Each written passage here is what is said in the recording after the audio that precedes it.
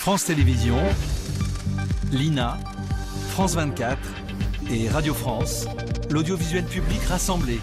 Une nouvelle offre d'information en continu. France Info, l'info ensemble.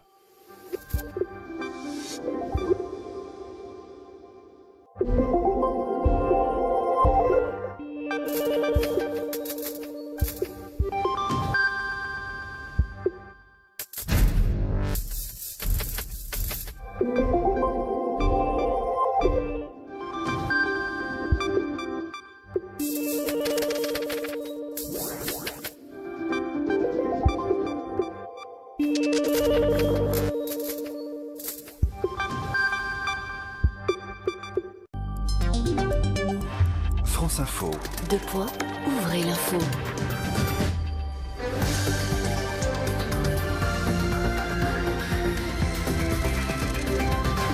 20h30, l'info, Édouard Marguet. Le premier secrétaire du Parti socialiste remercie les participants à la primaire de la gauche. Nous avons réussi ce premier tour, dit-il, sans donner toutefois le nombre exact de votants. Selon les chiffres de 17h, 1 million de bulletins de vote sont en train d'être dépouillés. Le nom des finalistes de la primaire de la gauche sera connu d'ici un quart d'heure. Premières estimations.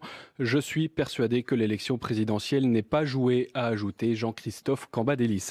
Des milliers de personnes ont partagé une soupe populaire en pensant à l'abbé Pierre. Aujourd'hui, le fondateur d'Emmaüs est mort il y a tout juste 10 ans. Des manifestations ont eu lieu un peu partout en France. L'abbé Pierre qui ferait toujours le même constat aujourd'hui, aider les pauvres, d'où le mot d'ordre de la journée.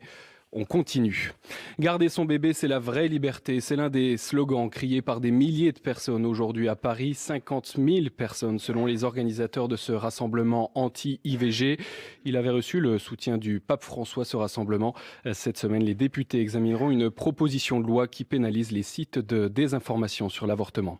Les cours d'eau peuvent déborder en Corse. Attention, toute l'île est en vigilance orange, risque d'inondation. L'alerte est en cours depuis hier et reste valable jusqu'à demain après-midi. Dans le sud de la Corse, le vent souffle fort. Les représentants des rebelles combattants syriens sont arrivés aujourd'hui à Astana, la capitale du Kazakhstan. Ils rencontrent demain les émissaires de Bachar al-Assad. Début des pourparlers à l'initiative de la Russie. Jusque-là, toutes les négociations ouvertes par les États-Unis et par l'Union européenne ont échoué.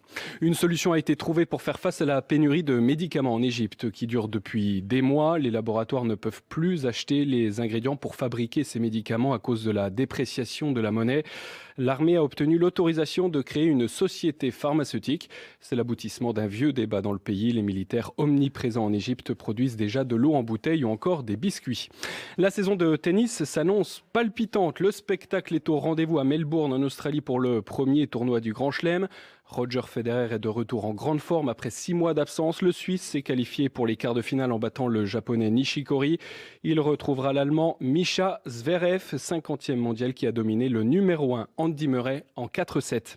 Le Stade toulousain est qualifié pour les quarts de finale de la Coupe d'Europe de rugby. Les Rouges et Noirs ont battu les Irlandais du Connacht 19-10 aujourd'hui. Toulouse n'a pas joué les phases finales de cette Coupe d'Europe depuis 2014. Édouard Marguet pour l'info. France Info, 20h32. France Info. 19h minuit, Karine Bastrégis. Jérôme Cadet. Édition spéciale ce soir sur France Info. Nous sommes ensemble jusqu'à minuit pour ce premier tour de la primaire de la belle Alliance populaire.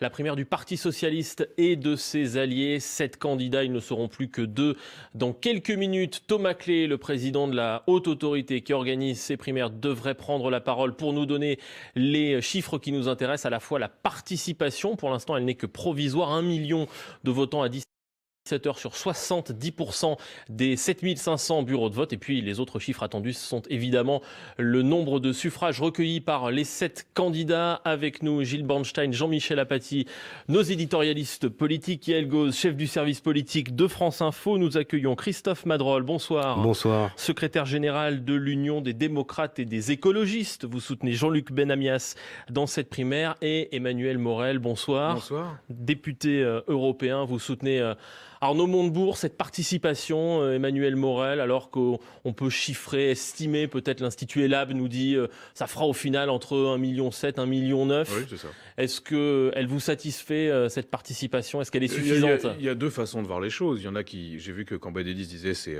un semi-succès, d'autres diront c'est un semi-échec. Ce qui est vrai, c'est que le peuple de gauche a été durement éprouvé ces dernières années. On ne s'attendait pas à ce qu'il se rue aux urnes. Mais cela dit, c'est plutôt une participation que je qualifierais de correcte. Christophe Madrol, vous êtes satisfait? C'est correct? Satisfait, Emmanuel a raison.